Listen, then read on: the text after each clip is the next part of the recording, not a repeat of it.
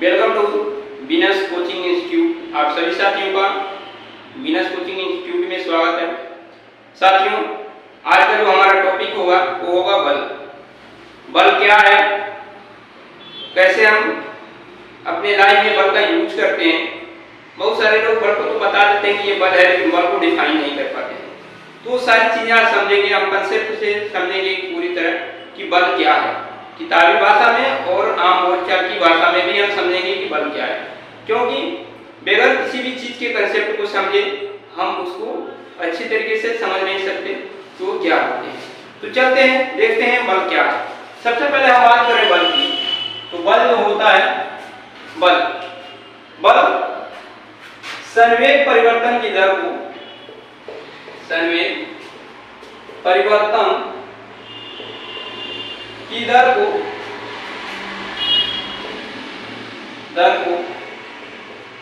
बल कहते हैं, बल कहते हैं। यानी संवेग परिवर्तन की दर को बल कहते हैं। संवेग परिवर्तन की दर को बल कहते हैं, यानी बल F equal to delta P upon delta T। ये हमारा बल का डिफिनीशन है। संवेग परिवर्तन की दर को बल कहते हैं। लेकिन बहुत सारे लोगों को ये बात समझ में आई नहीं होगी कि संवेग अब क्या होता है, क्योंकि हम तो बता रहे थे बल, लेकिन इसमें बीच में आ गया संवेग। अब संवेग क्या है, तो इस तरह की कंफ्यूजन आपको बन जाएगी कि संवेग क्या होता है। तो हमें बल को, ये किताबी भाषा है कि बल किसे कहते हैं, तो संवेग परिवर्तन की दर को बल कहते हैं। लेकिन हमें ये समझना है कि बल वास्तव में होता क्या है, कैसे हम समझ सकते हैं, यानी एक आम आदमी कैसे समझ सकता है कि बल क्या होता है। तो हम उसको समझेंगे कि बल क्या होता है एकदम बेसिक कंसेप्ट के साथ। ये किताबी भाषा भी हमें ध्यान रखनी होती है, क्योंकि हमें एग्जाम में किताब के हेल्प से भी चीजों को जान के लिखना होता है। तो ये संवेग परिवर्तन की दर को बल कहते हैं, लेकिन हमें आम भाषा में जानना होगा कि बल क्या है। तो चलते हैं, एक आम भाषा में समझते हैं कि लोग कैसे समझ सकते हैं कि बल यही होता है। तो चलते हैं, उस पर हम बात करें। तो देखिए, बल जो है, जैसे मान लीजिए कि कोई ये गेंद है, ठीक, कोई गेंद है, ये गेंद है, ये अपनी विराम अवस्था में है और ए बिंदु पे। ये क्या है, विराम अवस्था में है और ए बिंदु पर है। आपने क्या किया, इधर से फोर्स अप्लाई किया, यानी बल लगाया, और ये बस गेंद जो है वो गति करना शुरू कर दी। ऐसे गति करते हुए वो आ गई बी पर आ गई यही गेंद, ठीक।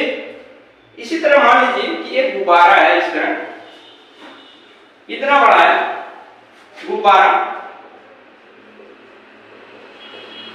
और आपने क्या किया, इस पर बल लगाया, दोनों तरफ से इस तरह बल लगाया, इधर से भी बल लगाया आपने और इधर से भी बल लगाया आपने, दोनों तरफ से बल लगाकर इसकी आकार को कुछ इस प्रकार बना दिया आपने,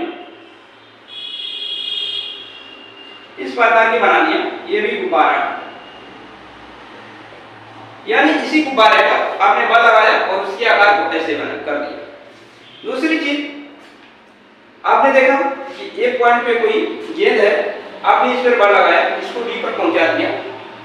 इसी तरह कोई गुब्बारा है, इस आकार का है, आपने बल लगाया और इसके आकार को इस तरह कर दिया। तीसरी चीज ये है कि मान लीजिए इसी गेंद पर जब आपने बल लगाया और ये यहाँ पर गति करती हुई आ रही है, आप बी पर क्या कर रहे हैं, बल लगाकर रोक ले रहे हैं। कोई भी चीज गति करती है तो हम क्या करते हैं, अपने बल के द्वारा ही उसको रोकते हैं। जैसे अगर हम इसी गेंद को गति कर रही है तो अपने हाथ से इस तरह करके रोक सकते हैं, या किसी भी और तरीके से बल लगाकर ही इसे रोक सकते हैं। यानी मुख्य रूप से हम कह सकते हैं कि बल के तीन ही कार्य होते हैं। किसी भी वस्तु के आकार, अवस्था में परिवर्तन करना या करने का प्रयास करना। जैसे ये ए पर है, ए से बल लगाया, बी पर आ गया। इसी तरह ये गुब्बारा है, आपने इस पे बल लगाकर इसकी आकार को परिवर्तन कर दिया। टोटल कहने का मतलब ये क्या है कि बल क्या होता है, हमें ये बताना है। तो बल क्या होता है, हम देख रहे हैं कि बल जो इस गेंद पे लगा रहे हैं बाहर से लगा रहे हैं, यानी बल वह बाह्य है, बल वह बाह्य कारक है। बाह्य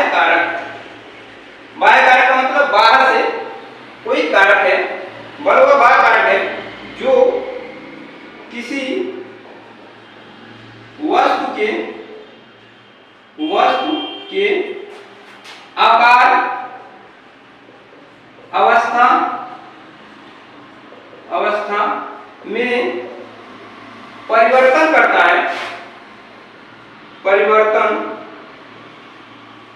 करता है या करने का प्रयास करता है, प्रयास करता है, उसे बल कहते हैं, उसे बल कहते हैं।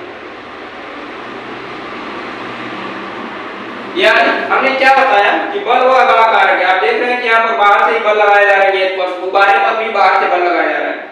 तो बल वह बल कारक है जो किसी वस्तु के आकार में परिवर्तन कर रहा है, इस आकार से इस आकार में चेंजिंग किया, अवस्था में परिवर्तन कर रहा है, यानी ए बिंदु पर है तो उसको बल लगा के बी बिंदु पर पहुंचा दिया, इसकी अवस्था बदल गई।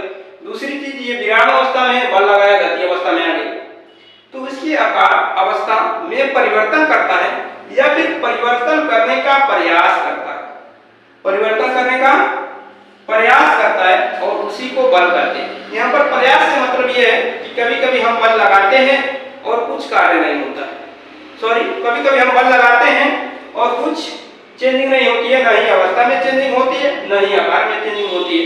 फॉर एग्जाम्पल, अगर लोहे की गेंद पर हम अपनी बल लगाएं हाथ से, चाहे जितना भी दबाएं, तो उसकी आकार में हम चेंजिंग नहीं कर सकते।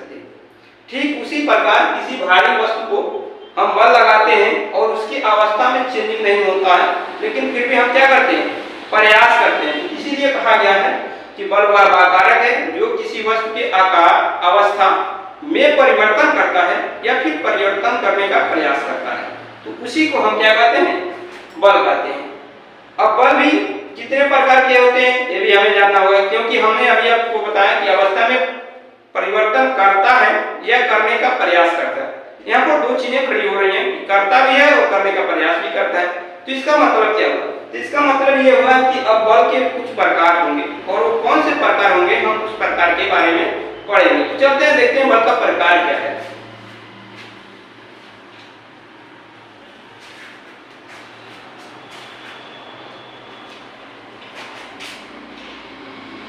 देखिए, बल के प्रकार, बल के प्रकार यानी यही बल आपके दो प्रकार के हो जाते हैं।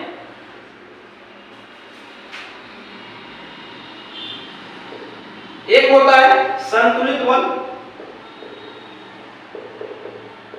संतुलित बल, और एक होता है असंतुलित बल।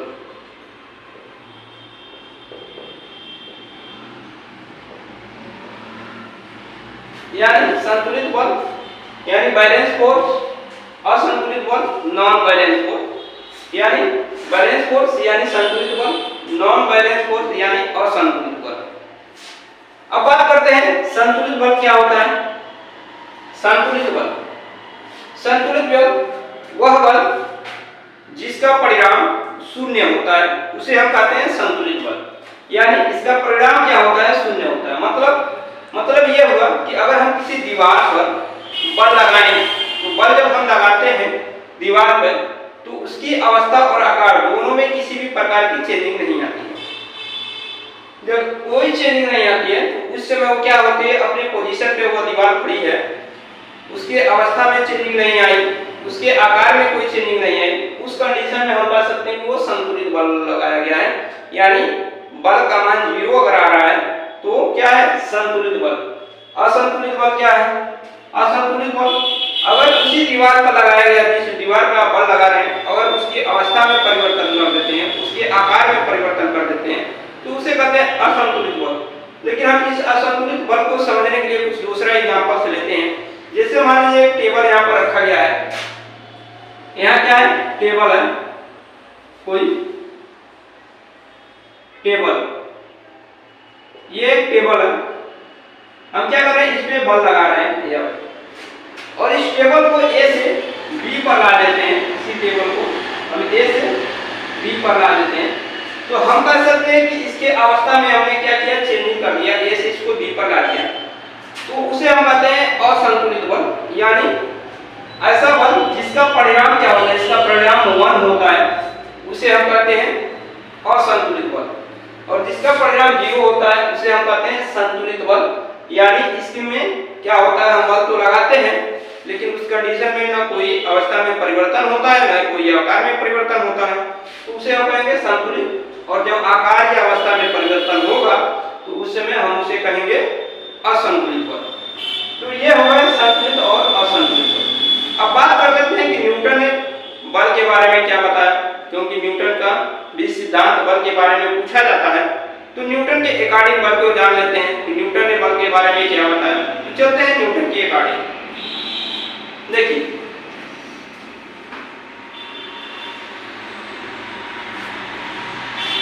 अब न्यूटन के अकॉर्डिंग बल के बारे में जानते हैं। न्यूटन के अनुसार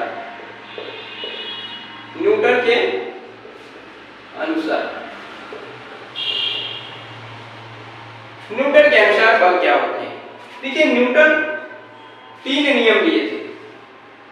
कभी कभी न्यूटन के नियम को गति के नियम में भी काउंट किया जाता है और कभी कभी बल के नियम में भी काउंट किया जाता है। तो हम न्यूटन के नियम को इस बल के नियम में ही पढ़ेंगे और देखेंगे कि न्यूटन ने क्या बताया था। तो न्यूटन ने सबसे पहले दिया था जड़त्व का नियम। जड़त्व का नियम जिसको हम कहते हैं लॉ ऑफ इनर्शिया, जिसको हम कहते हैं लॉ ऑफ इनर्शिया। जड़त्व का नियम सबसे पहले न्यूटन ने दिया था, लेकिन सबसे पहले न्यूटन ने नहीं दिया था, पहले इसको भी बात हम समझ लें। लेकिन न्यूटन के अकॉर्डिंग जड़त्व का नियम पहला है। सबसे पहले जड़त्व का नियम किसने दिया ये हम बात कर रहे हैं। अरस्तु नामक एक वैज्ञानिक थे, उन्होंने ये बताया था कि यदि कोई वस्तु, देखिए जड़त्व में भी 2 प्रकार के होते हैं। एक होता है विराम जड़त्व और एक होता है गति जड़त्व, गतिज जड़त्व या गतिज जड़त्व, यानी पोटेंशियल इनर्शिया और एक काइनेटिक इनर्शिया। सबसे पहले देखिए अरस्तु नामक एक वैज्ञानिक थे।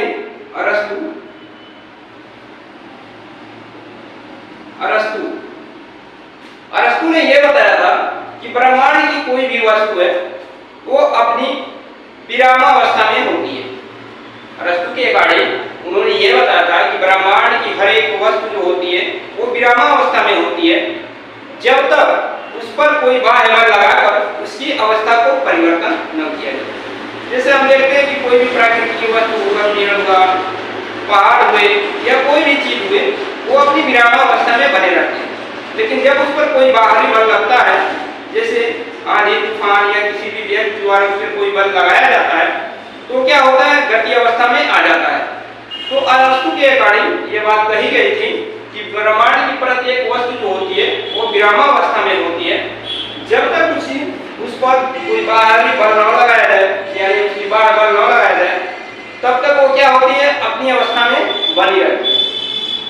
इनके विचार बहुत समय तक मान्य रहे, लगभग 2000 वर्षों तक इनके विचार मान्य रहे। बाद में आए वैज्ञानिक गैलीलियो,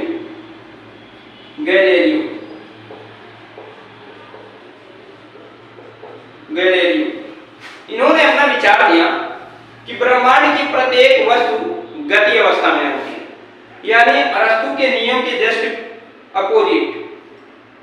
गैलीलियो ने क्या बताया कि ब्रह्मांड की प्रत्येक वस्तु क्या होती है, गति अवस्था में होती है और जब तक हम उस पर कोई बाह्य बल नहीं लगाते हैं तब तक वो अपनी अवस्था में कोई परिवर्तन नहीं करती है।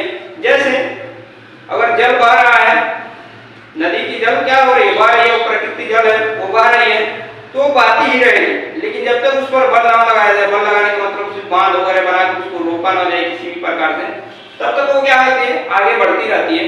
यानी गैलीलियो ने जो सिद्धांत दिया था वो जड़त्व की गति का सिद्धांत दिया था। उन्होंने बताया कि ब्रह्मांड की प्रत्येक वस्तु अपनी गति अवस्था में रहती है और जब तक उसके बाह्य बल लगाकर उसकी अवस्था को परिवर्तन न किया जाए। लेकिन न्यूटन ने क्या किया, इन दोनों के बलों को न्यूटन ने क्या किया, इन दोनों के नियमों को मिलाया, यानी विराम के जड़त्व का नियम और गति के जड़त्व का नियम, और इन दोनों नियमों को मिला के एक नियम बनाया और जिसे नाम दिया जड़त्व का नियम। यानी जड़त्व का नियम बताया उन्होंने, और जड़त्व का नियम उन्होंने बताया इन दोनों नियमों को मिला के। और फिर उन्होंने क्या किया, जड़त्व के नियम को कैसे डिफाइन किया। न्यूटन के अकॉर्डिंग जड़त्व का जो नियम है उन्होंने ये बताया कि यदि कोई वस्तु विराम अवस्था में है तो विराम अवस्था में ही रहेगी, यदि कोई वस्तु गति अवस्था में है तो गति अवस्था में जब तक उस पर कोई बाह्य बल लगाकर उसकी अवस्था को परिवर्तन न किया जाए। फॉर एग्जाम्पल कि अगर कोई टेबल, अगर यहाँ पर कोई टेबल है, टेबल तो क्या होगा, विराम अवस्था में है तो विराम अवस्था में ही रहेगी, अपनी जगह पर बनी रहेगी। जब तक इस पर हम बल न लगाएं तो ये अपनी जगह से कहीं नहीं जाएगी। तो ये होता है विराम की जड़। लेकिन अगर इस पर हम बल लगाकर इसको आगे खिसका रहे हैं तो जब तक कोई दूसरा बल इस पर लगाकर इसको रोका ना जाए तब तक ये रुकेगा नहीं। तो ये होते हैं जड़त्व के नियम। ठीक, एक तरह से भी कहा जाता है जड़त्व किसी भी वस्तु का वो भौतिक गुण होता है जो अपनी अवस्था को बनाए रखने का प्रयास करती है। ये चीज को भी ध्यान रखिए। तो न्यूटन के अकॉर्डिंग हमें बताया कि न्यूटन ने क्या बताया। अब चलते हैं न्यूटन के दूसरे नियम की तरफ। तो न्यूटन के प्रथम नियम को जड़त्व का नियम भी कहा जाता है। हमने डिफिनीशन बता दिया है आपको कि न्यूटन ने जड़त्व के नियम को कैसे डिफाइन किया है। दूसरा है बल का, बल का नियम। बल का नियम क्या है? न्यूटन ने यह बताया कि यदि किसी वस्तु का द्रव्यमान हो, कुछ द्रव्यमान को हम m से रिप्रेजेंट करते हैं। न्यूटन ने यह बताया कि किसी वस्तु का जो द्रव्यमान होता है, हर वस्तु की कुछ अपनी मास होती है, और जब हम उस पर बल लगाते हैं तो वो क्या करती है, गति करना शुरू कर देती है, या गति अवस्था में होती है तो उस पर बल लगाकर अगर विराम अवस्था में लाना चाहे तो विराम अवस्था में ला सकते हैं। तो न्यूटन के अकॉर्डिंग किसी वस्तु का द्रव्यमान और बल लगाने पर उस वस्तु में जो उत्पन्न त्वरण होता है, त्वरण इसको ए से रिप्रेजेंट करते हैं, एक्सेलरेशन इसको कहते हैं। तो न्यूटन ने क्या कहा कि न्यूटन ने बताया कि किसी वस्तु के द्रव्यमान और उस पे बल लगाने पर उसमें उत्पन्न जो त्वरण होती है, तो द्रव्यमान और त्वरण का गुणनफल ही क्या कहलाता है, बल कहलाता है।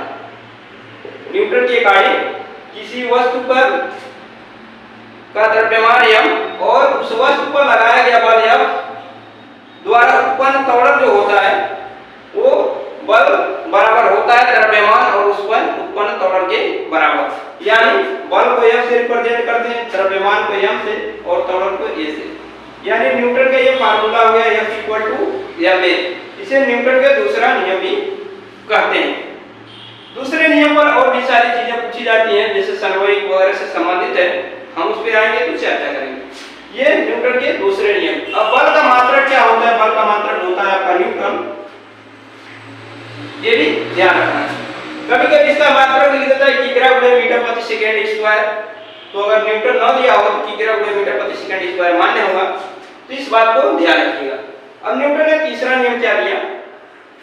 तीसरा नियम आता है क्रिया बराबर प्रतिक्रिया। क्रिया बराबर प्रतिक्रिया, यानी action equal to reaction. Action equal to reaction, यानी जितना हम क्या करते हैं, किसी वस्तु पर क्रिया करते हैं, उस वस्तु द्वारा भी हमारे ऊपर उतनी क्रिया किया जाता है, यानी विपरीत दिशा में क्रिया किया जाता है। इसलिए हम क्रिया बराबर प्रतिक्रिया न्यूटन के तीसरे नियम को कहा जाता है। फॉर एग्जाम्पल, अगर हम किसी नाव से, कोई नाव है, मान लीजिए क्या है, कोई नाव है, अब इस पे कोई व्यक्ति है, वो क्या करता है, बाहर की तरफ कूद रहा है नाव से। कोई व्यक्ति है इस पर, वो बाहर की तरफ कूद रहा है। तो जैसे ही वो आगे की तरफ कूदता है, वो इधर अगर कूद रहा है तो नाव पीछे की तरफ हटती है। यानी अगर कोई नाविक इस नाव से आगे की तरफ कूदता है तो नाव पीछे की तरफ जाती है। यानी जितने बल लगाकर वो आगे जाता है उतनी नाव पर बल लगाकर नाव को पीछे ढकेलता है। यानी इसी को कहते हैं क्रिया प्रतिक्रिया का नियम। ठीक है ना? तो ये है क्रिया प्रतिक्रिया का नियम। इसी तरह रॉकेट को प्रक्षेपण किया जाता है, यानी रॉकेट को जब अंतरिक्ष में भेजा जाता है तो वो भी क्रिया प्रतिक्रिया के नियम के सिद्धांत पे ही ऊपर की तरफ जाता है, और उससे जो रॉकेट के नोजल से धुआं निकलते हैं, जितनी तेजी से धुआं निकलेंगे उतनी तेजी से रॉकेट ऊपर की तरफ जाता है। तो ये क्रिया प्रतिक्रिया के नियम है। तो न्यूटन के ये तीन नियम थे। जड़त्व का नियम, जिसे न्यूटन का प्रथम नियम कहते हैं, दूसरा बल, तीसरा क्रिया प्रतिक्रिया के नियम। ये तीन चीजें हैं।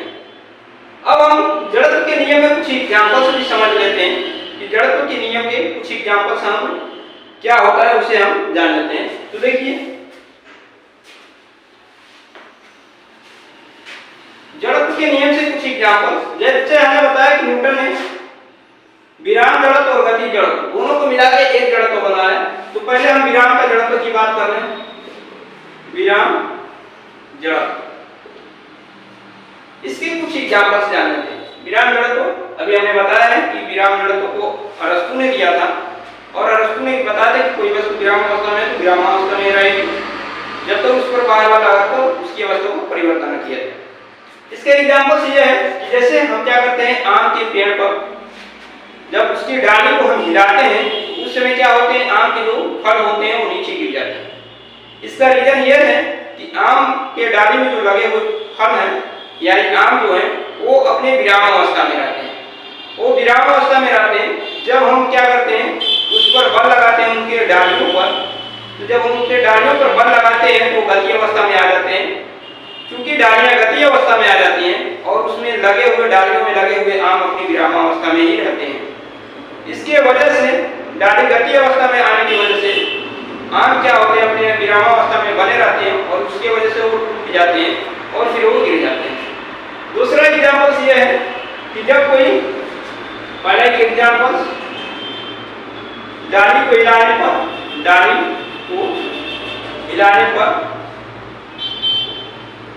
पर फल का गिरना, फल का गिरना, ये पहला एग्जांपल। दूसरा एग्जांपल क्या है कि ऐसा कहा जाता है कि जब भी आप बस या ट्रेन से उतरें या फिर चढ़ें तो बस या ट्रेन की दिशा में, जिस दिशा में वो चल रही है उस दिशा में आप भी 2-4 कदम दौड़ के ही उस पर चढ़ें या फिर उतरें। रीजन क्या है? रीजन ये है कि जब हम क्या करते हैं कि जब हम ट्रेन वगैरह पे चढ़ते हैं तो उस समय क्या होता है कि ट्रेन पे जब हम चढ़ते हैं और ट्रेन अगर गति कर रही है तो उस समय जब हम चढ़ते हैं तो हमारी जो गति होती है वो ट्रेन की गति की अपेक्षा कम होती है। अर्थात एक तरह से देखा जाए तो अगर ट्रेन गति कर रही है और हम विराम अवस्था में रुके हुए और हम चाहते हैं उस ट्रेन पे चढ़ना, तो उस कंडीशन में हम क्या होता है, ट्रेन की गति की दिशा भी गिर जाती है। क्यों? क्योंकि हम विराम अवस्था में, ट्रेन गति अवस्था में चल रही है, हम उस पर चढ़ना चाहते हैं तो हमारे शरीर की जो है, पूरे शरीर जो है वो विराम अवस्था में और ट्रेन गति अवस्था में। इसलिए जैसे ही हमारा शरीर उस ट्रेन पर पड़ता है, हमारे पैर ट्रेन पे पड़ते हैं तो ट्रेन की गति अवस्था की वजह से हमारे पैर गति करने लगते हैं, लेकिन हमारे पूरे बॉडी में अभी गति नहीं होती है, वो विराम अवस्था में होते हैं। इसकी वजह से हम क्या करते हैं, उधर ही गिर जाते हैं ट्रेन की चलने की दिशा। इसी तरह उतरते समय भी ये कहा जाता है कि आप उतरते समय क्या कीजिए कि जब जिस दिशा में ट्रेन जा रही है उस दिशा में 2-4 कदम दौड़ के ही उतरिए। क्योंकि ट्रेन में हम बैठे हैं तो हमारी गति अवस्था है और पृथ्वी की जो अवस्था है वो विराम अवस्था में है।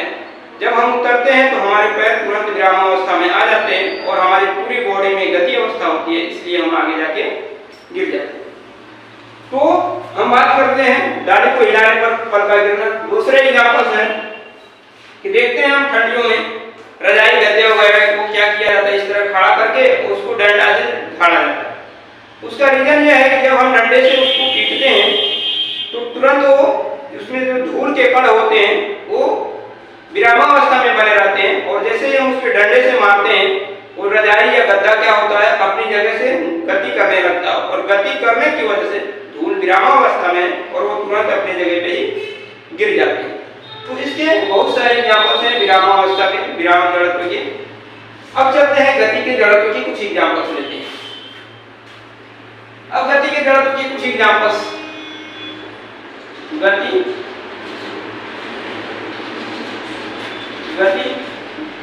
जड़त्व। गति जड़त्व अभी हमने बताया है कि अगर हम बस में बैठे हैं और बस गति अवस्था में, अचानक क्या होता है जब ड्राइवर द्वारा ब्रेक लगाया जाता है तो हम बस के चलने की दिशा में झुक जाते हैं। इसका रीजन ये है कि हम गति अवस्था में हैं, लेकिन जैसे ही ब्रेक लगता है पूरी बस क्या होती है, विरामावस्था में आ जाती है और हमारी बॉडी अभी क्या होती है, गति अवस्था में होती है। इसके वजह से हम क्या करते हैं, आगे की ओर झुक जाते हैं। दूसरा एग्जाम्पल ये है कि जो भी आप देखते हैं धावक जो लंबी कूद करते हैं, लंबी कूद के जो धावक होते हैं वो क्या करते हैं, दूर से ही दौड़ते हुए आते हैं और फिर कूदते हैं। इसका रीजन ये है कि जब वो गति करते हुए आएंगे तो जब वो जंप करेंगे, कूदेंगे, तो उनकी शरीर में गति होने की वजह से वो ज्यादा दूरी पर जाके गिरेंगे, अर्थात वो लंबी कूद कर सकेंगे। ये भी गति जड़त्व का एग्जाम्पल है। तीसरा यह है कि बहुत सारे फिल्मों वगैरह में आप देखते होंगे कि घोड़ा दौड़ते हुए आता है और क्या करता है, कोई व्यक्ति उसे रस्सी द्वारा घोड़े को गिरा देता है। ऐसे कंडीशन में घोड़ा गति अवस्था में होता है और जैसे ही रस्सी लगाते हैं घोड़ा गिरता है, तो घोड़े पर जो सवार व्यक्ति होता है वो दूर जाके गिरता है। इसका रीजन है कि पैर पर रस्सी लगते ही वो क्या होता है, घोड़ा विराम अवस्था में आ जाता है और उस पर बैठा हुआ सवार गति अवस्था में होने की वजह से वो दूर जाके गिरता है। तो ये सारी एग्जांपल्स गति और विराम के जड़त्व को आपको हमने समझाया। अब चलते हैं आगे, देखते हैं कुछ और से नियम हैं जो बल से संबंधित हैं। चलते हैं उनकी तरफ कि न्यूटन के जड़त्व के नियम क्या है। अब आते हैं आप संवेग की तरफ।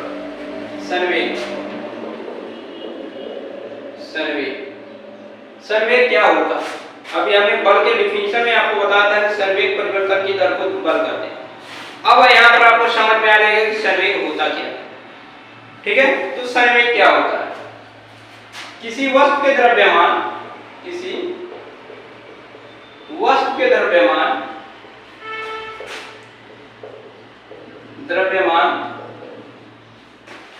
तथा उस वेग के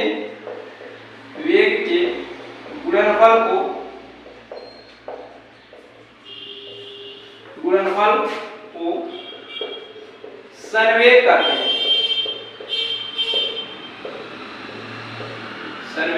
हैं। मतलब कि यदि यम द्रव्यमान का कोई वस्तु है और उसका वेग v है, यम द्रव्यमान का कोई वस्तु है और उसका वेग v है, तो संवेग क्या कहता है, P = m × v, यानी संवेग बराबर द्रव्यमान गुणे वेग। और यही चीज ये कहा गया है कि किसी वस्तु के द्रव्यमान तथा वेग के गुणनफल को ये क्या कहते हैं, संवेग कहते हैं। संवेग को P से रिप्रेजेंट करते हैं, P = mv। मात्रक की बात कर रहे हैं, इसका मात्रक की, तो मात्रक इसका होता है, द्रव्यमान का मात्रक क्या होता है, किग्रा गुणे मीटर पर सेकेंड,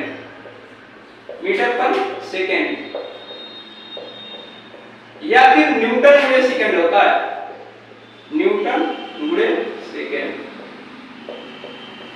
तो ये है आपके संवेग, यानी द्रव्यमान गुणे वेग क्या कहलाता है, संवेग। मात्रक क्या होता है, किग्रा गुणे मीटर प्रति सेकंड या फिर न्यूटन गुणे सेकंड। ये कैसी राशि होती है, तो ये एक सदिश राशि होती है, सदिश राशि होती है। संवेग क्या होती है, सदिश राशि होती है। अब हम आएंगे संवेग परिवर्तन हम इसको करना है। अब देखिए हमें प्रूव करना है कि संवेग परिवर्तन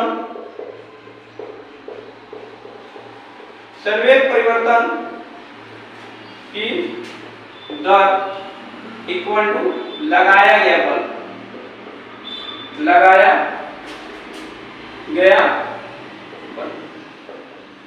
क्योंकि हमारा जो डिफिनीशन था स्टार्टिंग में बल का वो यही था कि संवेग परिवर्तन की दर को बल कहते हैं, यानी संवेग परिवर्तन की दर बराबर लगाया गया बल, यही था। इसको हमें प्रूव करना है। तो मान लीजिए कि यम द्रव्यमान का कोई क्या है, वस्तु है। यम द्रव्यमान का क्या है, कोई वस्तु है।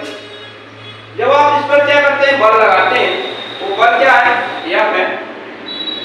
यम द्रव्यमान के किसी वस्तु पर आप बल यम लगाते हैं। जब बल यम लगाते हैं तो मान लीजिए कोई वस्तु का द्रव्यमान है, तो पहले विरामावस्था में होती है तो उसकी वेग u है। जब आपने बल यम लगाया इस यम द्रव्यमान की वस्तु पर, इसका वेग u है, तो इसमें क्या होता है, इसका वेग v हो जाता है। इसका वेग क्या होता है, v होता है। तो क्योंकि u से v तक वेग होने में कुछ समय लगेगा और वो समय क्या है, v। यम द्रव्यमान की किसी वस्तु पर जिसका प्रारंभिक वेग u है, आपने उस पर बल लगाया, उसका वेग v हो गया। u से भी वेग प्राप्त करने में उसे t समय लग रहा है, डेल्टा t समय। तो संवेग परिवर्तन क्या करता है? संवेग परिवर्तन delta p upon delta t। संवेग परिवर्तन यानी दो संवेगों में कोई परिवर्तन होता है यानी p2 माइनस t1, इसको कहते हैं डेल्टा p। समझ में आया? तो संवेग परिवर्तन, तो संवेग परिवर्तन की अगर हम बात करें यहां से संवेग परिवर्तन, संवेग परिवर्तन, संवेग परिवर्तन ये तो हमें सिद्ध करना है, ये चीजें हमें प्रूव करनी है। तो संवेग परिवर्तन, संवेग परिवर्तन बराबर क्या होता है? mv माइनस mu, क्योंकि प्रारंभिक संवेग mu है, अंतिम संवेग mv है। तो संवेग परिवर्तन, अब इस संवेग परिवर्तन को हम किससे रिप्रेजेंट करते हैं? डेल्टा p से। संवेग परिवर्तन डेल्टा p बराबर क्या होगा? ये mv माइनस mu। इन दोनों में अगर हम m कॉमन ले लें तो क्या होगा? v minus u, v minus u। अब हम अगर दोनों तरफ डेल्टा t से भाग ले लें, इधर भी और इधर भी, तो क्या हो जाएगा? ये delta p upon delta t हो गया, और इधर क्या होगा? m v माइनस u अपान delta t। v minus u अपान डेल्टा t को हम क्या कहते हैं? a कहते हैं, यानी ma। और ma को ही हम क्या कहते हैं? बल कहते हैं, क्योंकि न्यूटन के अकॉर्डिंग अभी हमने पढ़ाया है कि द्रव्यमान और त्वरण के गुणनफल को ही बल कहते हैं। तो यानी delta p upon delta t, delta p upon delta t। और यही आपके क्या है? संवेग परिवर्तन की दर बराबर लगाया गया बल। आप देख रहे हैं संवेग परिवर्तन delta p upon delta t, इसी को कहते हैं संवेग परिवर्तन। और किसके बराबर है? बल के बराबर है। यानी संवेग परिवर्तन की दर बराबर किसके? लगाए गए बल के बराबर हमने प्रूव कर दिया। ठीक है, तो संवेग परिवर्तन की दर जो होता है वो लगाए गए बल के बराबर होता है, और इसी को बल का डिफिनीशन कहा जाता है। हमने स्टार्टिंग में जो डिफिनीशन बताया था आपको, वो डिफिनीशन क्या था? वो डिफिनीशन यही थे कि संवेग परिवर्तन की दर को बल कहते हैं, यानी delta p upon delta t equal to हमने यह लिखा था। यानी संवेग परिवर्तन की दर को बल कहते हैं। यहाँ से हमने प्रूव करके आपको दिखाया, कैसे कैसे प्रूव किया वो सारी चीजें आपको बोल के बताए गए हैं। तो संवेग परिवर्तन की दर को बल कहते हैं, यही हमारा डिफिनीशन था। समझ में आया? तो उम्मीद है कि ये चीजें आपको समझ में आ गई होंगी। अब ये संवेग परिवर्तन की दर को बल कहते हैं, इसका हमारे दैनिक जीवन में उपयोग क्या है? देखिए, किसी भी चीज को पढ़ने का मतलब ये होता है कि वो हमारे लाइफ से कनेक्ट कैसे है। जब तक वो चीजें आपके लाइफ से कनेक्ट नहीं है तब तक उसके आपके लाइफ में कोई महत्व नहीं है। तो देख लेते हैं संवेग परिवर्तन की दर बराबर लगाएगा बल, इसका हमारे लाइफ में क्या महत्व है। तो हमारे लाइफ में इसका महत्व यह है कि जैसे आप देखते होंगे कि क्रिकेट के खिलाड़ी जब बॉल को कैच करते हैं तो अपने हाथों को पीछे की ओर खींचते हैं। पीछे की ओर खींचने का रीजन क्या है? तो वो समय में क्या करते हैं? वृद्धि करते हैं। जब आप बॉल को पकड़ेंगे और अपने हाथ को पीछे की तरफ खींचेंगे तो समय में क्या होगी? वृद्धि होगी। और जैसे ही समय बढ़ेगा संवेग परिवर्तन की दर का जो मान आएगा वो कम आएगा, अर्थात बल का मान कम आएगा। और जब बल का मान कम आएगा, जितना ही कम बल आएगा उतने ही कम आपके हाथ पे चोट लगेगी। इसलिए जब भी क्रिकेट के खिलाड़ी बॉल को कैच करता है वो अपने हाथ को पीछे की ओर खींचता है ताकि उसके हाथ पर कम से कम बल लगे। अगर वही क्रिकेट के खिलाड़ी आगे दौड़ के अपने हाथ को आगे की तरफ करके पकड़ता है बॉल को, तो उस समय का मान घट जाता है और उसके हाथ पर अधिक बल लगने की वजह से उसके हाथ पे चोट भी लगती है और बॉल छूट भी जाती है। तो इसीलिए क्रिकेट का खिलाड़ी गेंद को पकड़ते समय अपने हाथ को पीछे की ओर खींचता है। इन सारी चीजों को ध्यान रखा जाता है कि जो भी चीजें हम पढ़ रहे हैं वो हमारे लाइफ में उसका यूज कहाँ है, कैसे वो हमारे लाइफ से जुड़ा हुआ है। तो उम्मीद है कि आपको ये सारी चीजें समझ में आ गई होंगी। वीडियो कैसा लगा आप लोग कमेंट बॉक्स में जरूर बताइएगा। जो लोग चैनल पे नए हों चैनल को सब्सक्राइब करें, लाइक करें तथा वीडियो को ज्यादा से ज्यादा शेयर करें। मिलते हैं नेक्स्ट वीडियो में, तब तक के लिए अपना ख्याल रखिए। धन्यवाद।